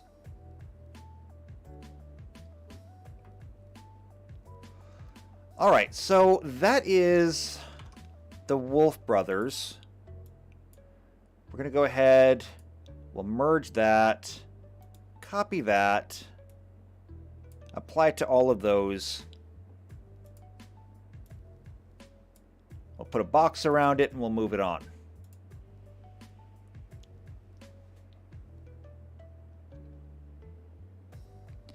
Oh, it's from Galaxy Quest. I never saw Galaxy Quest. I know, I am the heathen. So let's cut that, and we're just going to stick it down here somewhere. There we go.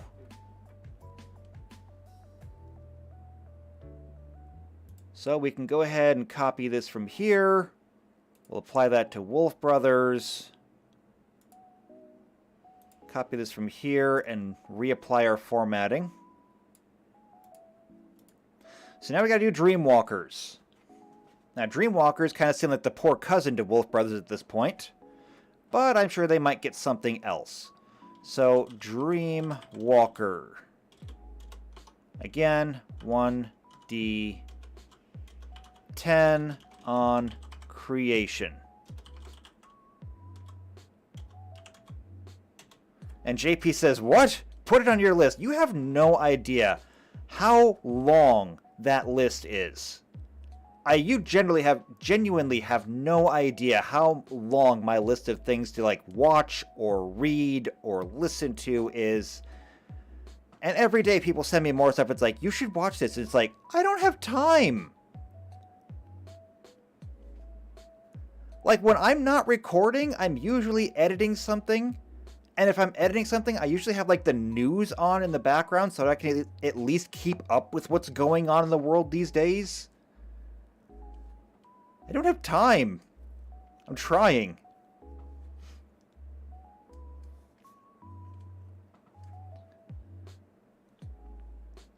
Alright, so Dreamwalkers. Let's go ahead. We'll bump over here to Teleron Riyadh. Entering Teleron Riyadh, Terangrial, Wise Ones, however.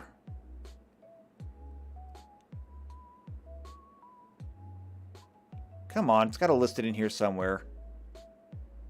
Age of Legends, Terangrial, Sleepweavers? No, I think that is actually the Terangrial that allows them to do it.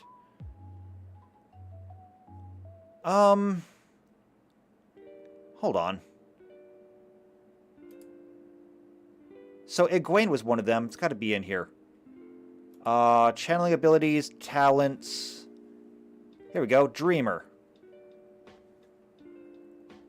Well, dreaming, at least.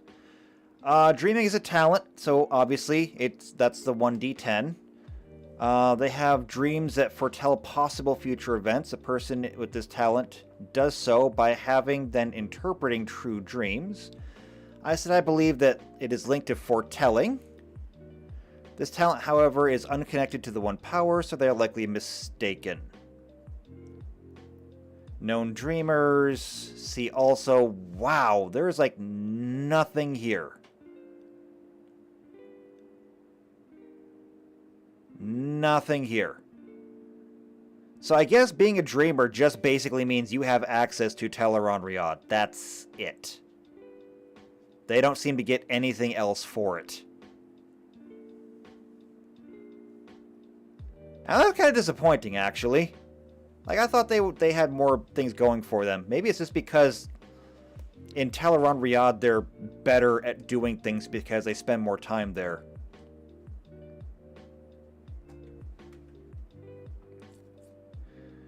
I don't know. And Kitty Cat, what'd I tell you? I told you have to get off the desk. You have to get off the desk. Here, I'll hold on to you for a minute. I'll give you pets. And then you have to go.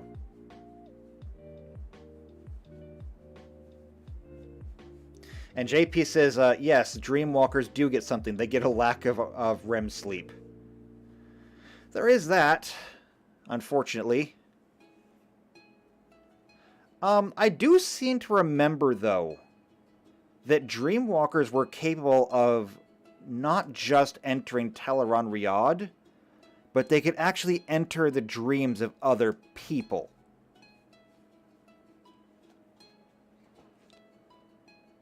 So really, we should do something with that.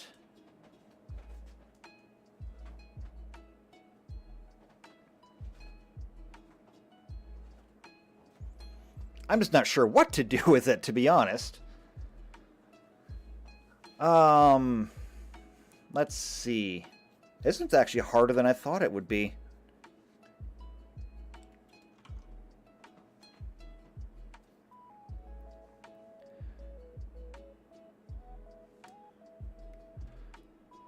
So we know that they can enter dreams. Not just the dream world, but they can enter dreams. So they do have Teleron-Riyadh, obviously. But they can also separately enter individual dreams, which is something that a wolf brother cannot do, as far as we can tell. I do believe that Egwene once dropped into one of Perrin's dreams once, but not the other way around. Unless I'm remembering that backwards. But I do believe that it was Egwene who was able to go out and actually seek other people's dreams to talk to them. Like, she would go and find Elaine.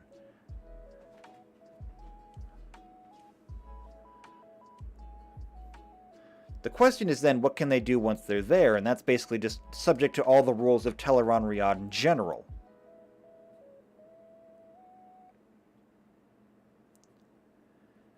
Yes, JP. Actually, they can be Freddy Krueger. They can absolutely be Freddy Krueger.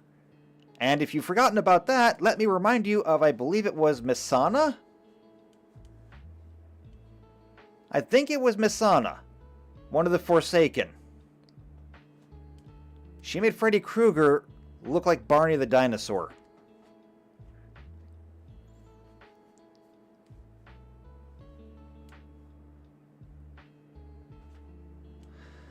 What else could Dreamwalkers do? Actually, there is one thing that I can remember that they can do.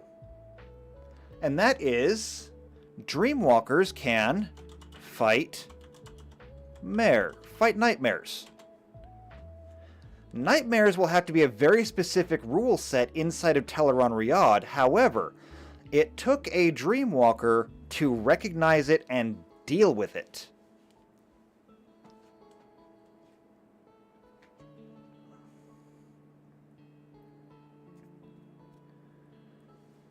Now, a lot of this is going to be very dependent on the actual rules of Teleron Riyadh itself. Ooh, I know. I have an even better one. So, not only can they enter Teleron Riyadh, but they can bring others in.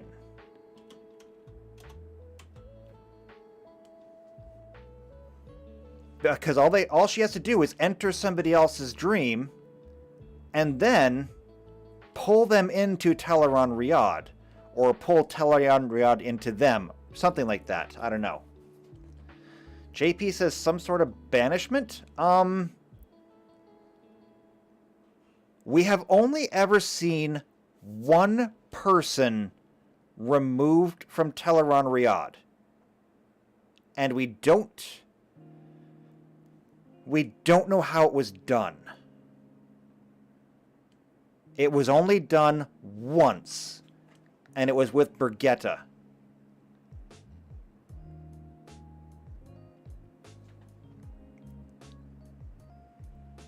I mean, unless you just talk about kicking somebody out of the dream world, in which case, yeah, actually that is something that could be done. I feel like that might fall... Well, no, because I don't think Perrin could do that. No, Perrin couldn't do that. So you're right. So bring peoples in, or, yeah, kick others out.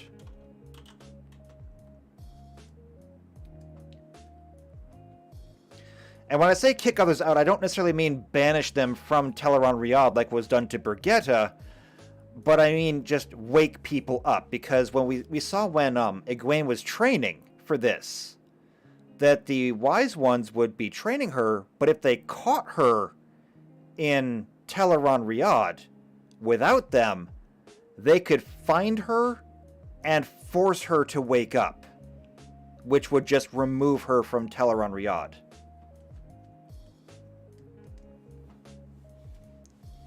So we are developing something here that shows a Dreamwalker would have more control over other people inside of Teleron Riyadh than a Wolf Brother would.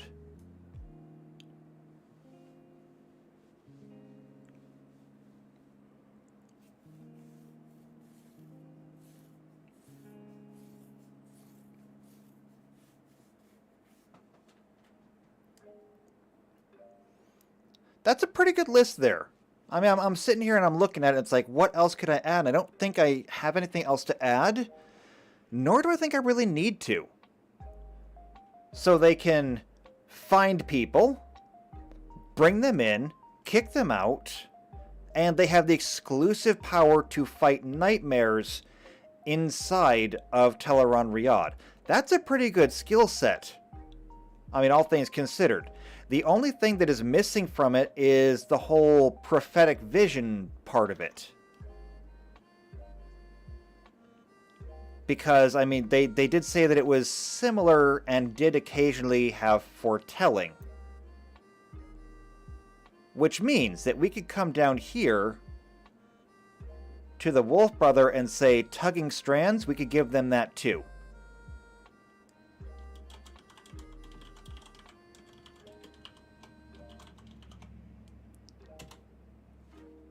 Just like that.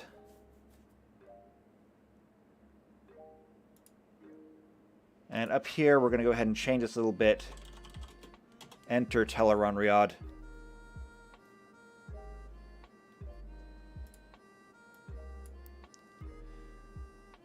So we'll go ahead and do that, and we'll just copy this down to all of these. I think that looks pretty good, actually.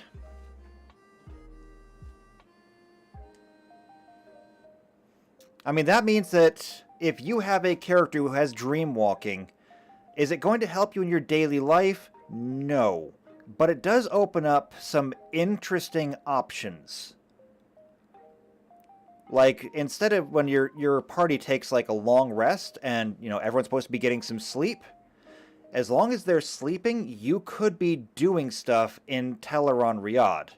The only difference is that if you're in Teleron Riyadh, as JP said, a lack of REM sleep. Basically, any characters who engage in Teleron Riyadh will probably have fatigue afterwards. Because, they're not sleeping. Their body might be, but their mind isn't. But that will come with the Teleron Riyadh rules that we'll do next time. Let's put a box around this, not whatever I just hit. That one. And we'll stick it down here with the Wolf Brother.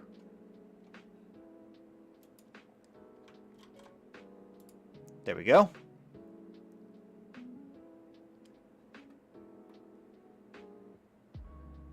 So we'll come down here, we'll copy this formatting, paste it all over here again, and we'll work on Wilders. Because Wilders are the one that you don't want to get.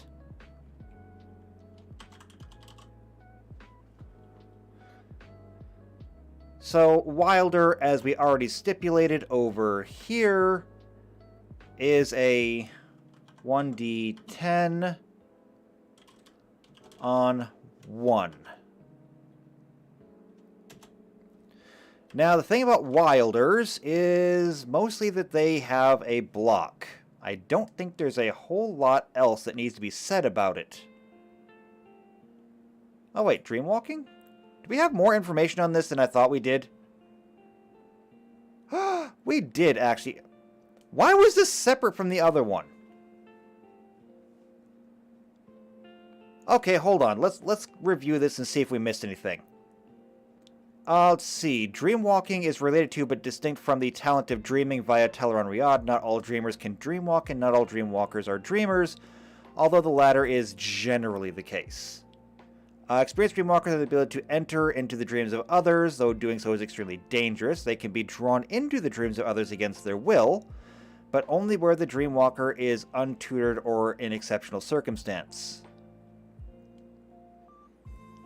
Let's see.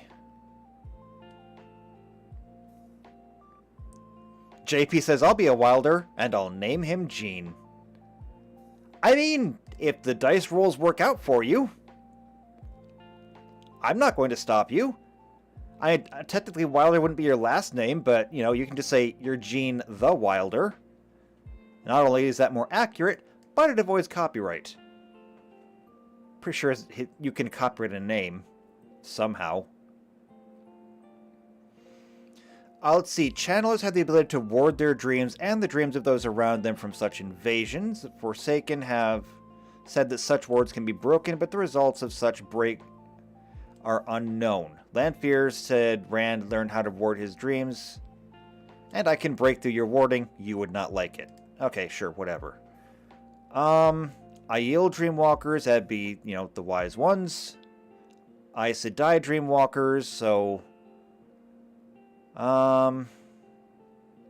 yeah, Forsaken Dreamwalkers, so this doesn't really tell us a whole lot. Yeah, so about the only thing that the Dream Walker is different from just the Dreamer is they can enter people's dreams, which we already wrote down, and we're good. Also, we already covered wards last week, meaning that if somebody wanted to put up a ward around their dreams, that could be done. We already have the rules for that. So we're good.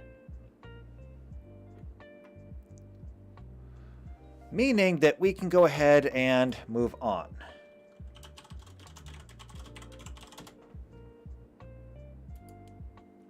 So, Wilders. It is a collective term for women who have learned to channel the one power on their own without formal education or particular skill. It can be a derogatory term, especially when used by certain Aes Sedai who went to the White Tower to train.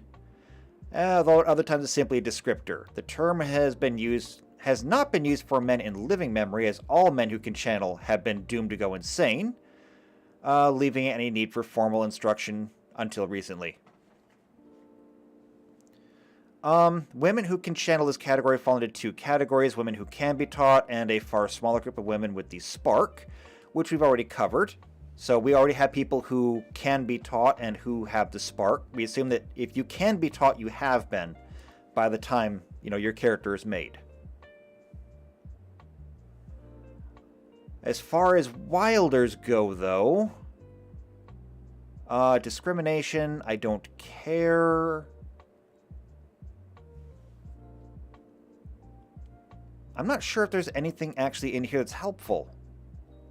Except, even for those wilders who learn how to manage their abilities, tend to do so at a price, they almost invariably have some sort of block against the one power, or using the one power effectively, and without training, they're usually limited to one or two talents they have discovered on their own. More commonly, these women have learned how to listen in to the conversations of others through long-distance form of eavesdropping, or they have learned how to get what they want through a type of compulsion. Some, however, learn to heal or predict the weather, or other skills that we have seen in the books. So when we look at blocks, wilders often present the challenge of a block, particularly when channeling carries a cultural stigma or fear. It is a coping mechanism that he or she unconsciously developed to avoid the reality of his or her ability to channel. In addition to protecting the wilder from the mental anguish related to channeling, the block may be a physical protection against sickness and ultimate death, in which three of four wilders suffer. Blocks make it so a channeler cannot channel at will unless certain circumstances are met. Those circumstances are different for each person who develops a block. Early on, before the channeler knows he or she is using the one power, occurrences may seem like miracles or simply unexplained phenomenon. They may seem to happen when the unwitting challenger wants something desperately or in a specific emotional state. Blocks can be removed, just not easily. Just as the blocks are specific to the individual, so is the method to break them. Sometimes the intense experience can shock a person into channeling where he or she was formerly blocked. Perhaps the person may be tricked into thinking those necessary circumstances are met. However broken, once a block has been bypassed, it is gone for good, and the source is forever easily accessible. So the way I think we have to do this, is I think there needs to be a threshold.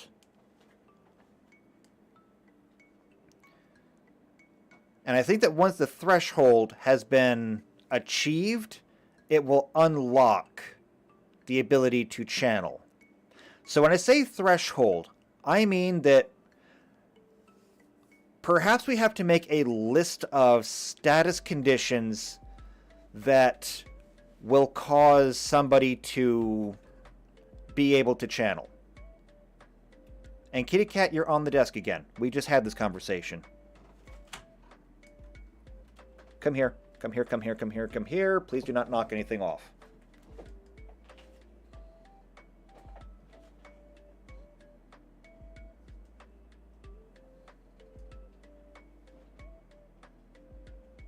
There. Sit in the chair. Okay, so thresholds. When I say thresholds, I mean something like if your HP is equal to or less than 50%. So if you have 8 hit points and you take 4 points worth of damage, your block is gone and you can now channel. Similarly, if, say, an ally HP is equal to or less than 50%. And honestly, we could just go through the list of conditions. So, game mastering conditions. And we could probably add any of these on here. So, bleeding, blinded, confused. Bleeding, blinded, confused. Dazed, dazzled, deafened. Dazed, dazzled.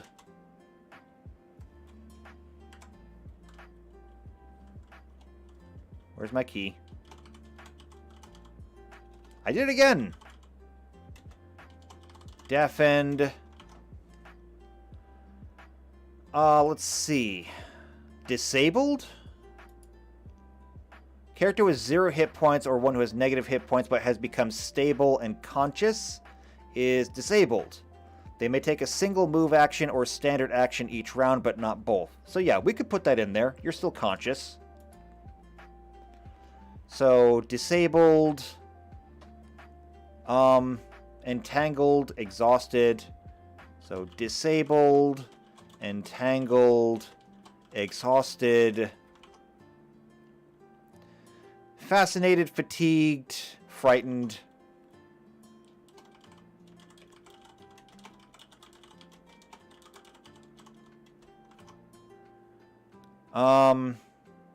Grappled, helpless. Well, let's see, helpless. Are you still conscious? A helpless character is paralyzed, held, bound, sleeping, unconscious, or otherwise completely at an opponent's mercy. Well, obviously you can't channel when you're unconscious, but several of those would be possible. So yeah, we can put helpless on there. So grappled, helpless, nauseated. Helpless, nauseated. Panicked, paralyzed, not petrified though. So panicked, paralyzed, or pinned.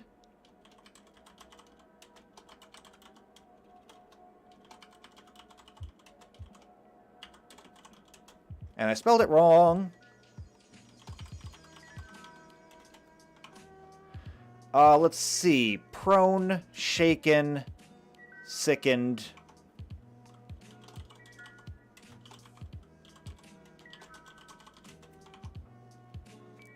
Let's see. Sinking, I don't think we need. Stable, no. Staggered, stunned. Yeah, just staggered and stunned.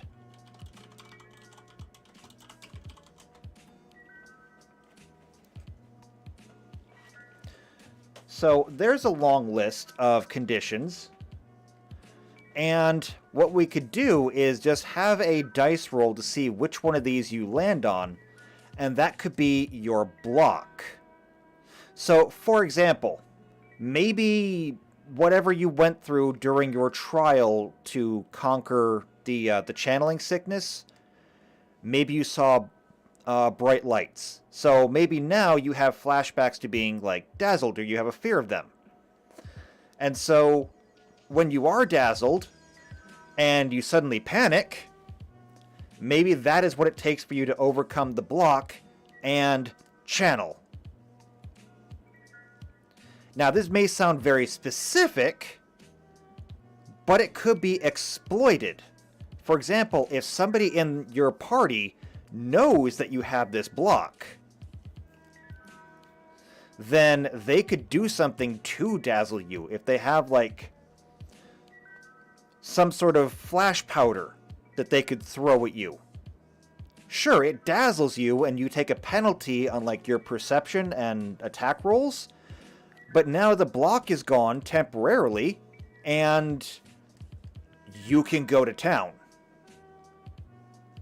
Or if maybe your thing is grappled because when you were going through your sickness, you were tied to a bed or something. Well, that means that somebody in your party could just like come over and grapple you, hold you, restrain you until eventually you overcome, and there you go.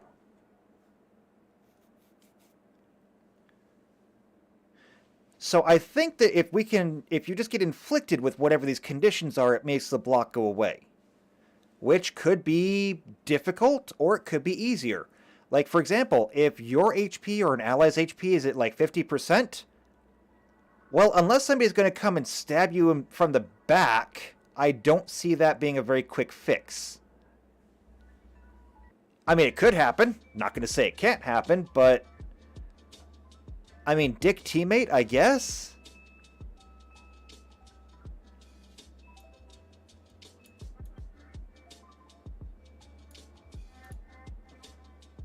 I don't know, is there anything else you think would be good in that list? Okay, that's just all the conditions that are here.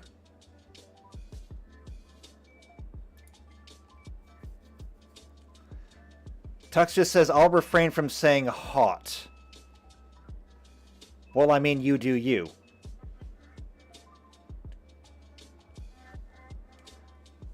I don't know, I think that's a pretty good rule set there. So Wilders will just have a block that they have to overcome. They'll overcome it by being one of these things. See, unfortunately, Nynaeve, her block was whenever she got angry. Problem is, though, that we can't really track anger in the game. Unless you want to say whenever your character is enraged. In which case, well, now they have to be basically a barbarian to ever channel. But you know what? I mean, that could be useful. Enraged isn't in here, but I could add it. I can put it in there. Nynaeve the Barbarian. Actually, that fits pretty well. Oh, hold on. I need to scroll up a little bit. There we go. I didn't realize it was cut off in the bottom of the screen. So yeah, there's our list of conditions. Get inflicted with the condition, channel. So I say nobody wants to be a wilder. Yes, it's true, you might inherit a chocolate factory at the end of the day, but being a wilder is gonna suck. It's like, congratulations, you're a channeler, and you can almost never use it.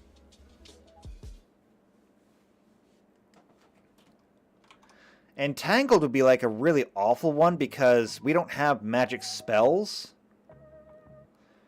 Character is ensnared. Being ensnared impedes movement, but does not entirely prevent it unless the bonds are anchored to an immobile object or tethered by an opposing force.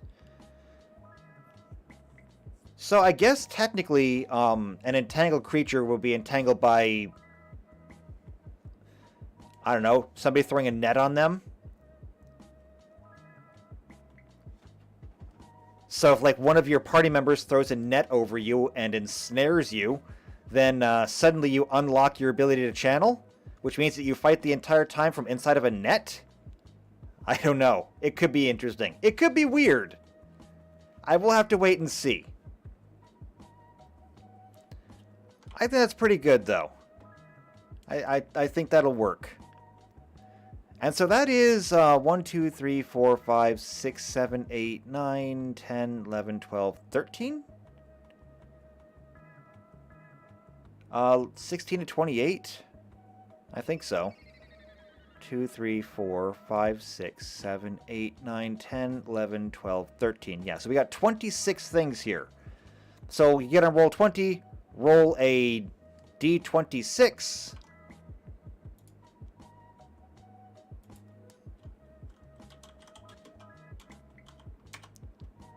Just like that. And you get a 10. 1, 2, 3, 4, 5, 6, 7, 8, 9, 10. We got entangled. Of course we did. Alright, I like that. So you basically have to pick one threshold. Or rather, you'll roll for one threshold.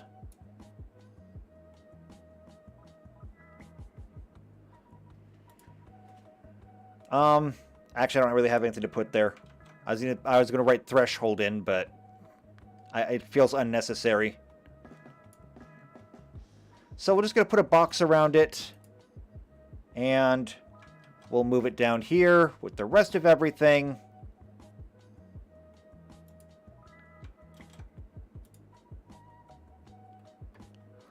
And we can write off Wilders. Well, not write off. We can check off the Wilders. We're not going to write anybody off. Not yet.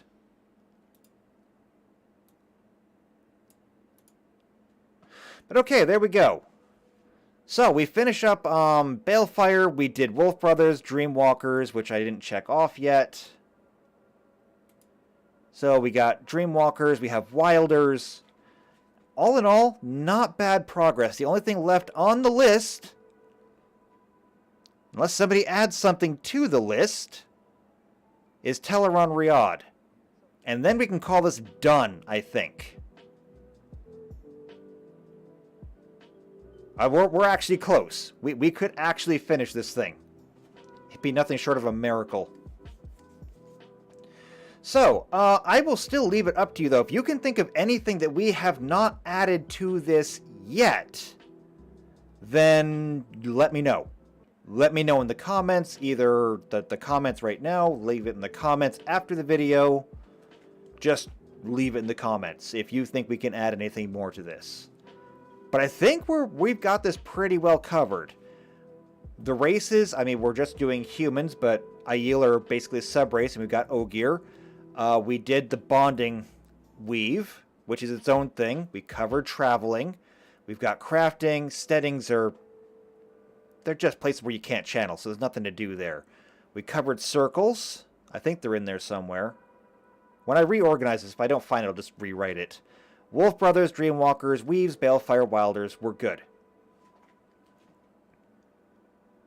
Alright, well, like I said, if you have any other ideas, leave them in the comments, but otherwise, I think we're done for the day. We'll save Teleron Riyadh for next week. So if you want to be here for that, make sure you subscribe to the channel, make sure you hit the bell icon to get notified, or join the Discord server, which I put the notifications in there too. And the Discord link should be working now. I think it is anyway. Not positive on that though. If you know anybody else who might enjoy this, either they like the Wheel of Time or they like, you know, tabletop gaming in general, share this video with them. Otherwise, just leave a like on it, leave a comment down below, and I suppose I'll see you all next week. Right? Right. Alright. I'll see you then. Take care.